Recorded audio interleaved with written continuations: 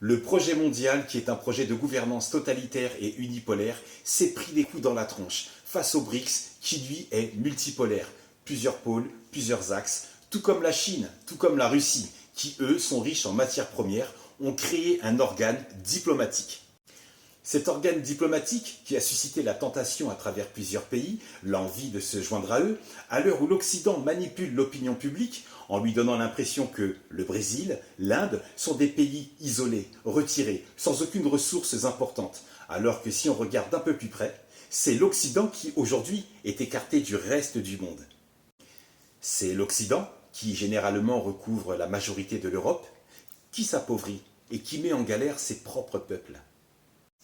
Le BRICS poursuit avec succès son expansion puisque les pays des BRICS sont passés économiquement devant tous les pays du G7.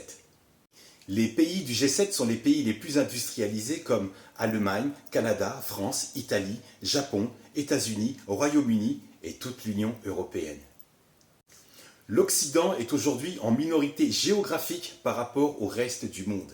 L'Occident est aujourd'hui en minorité économique par rapport au reste du monde. Les pays des BRICS sont riches des matières premières nécessaires dans une économie moderne et aussi par le biais d'une coalition politique et d'une entente géographique.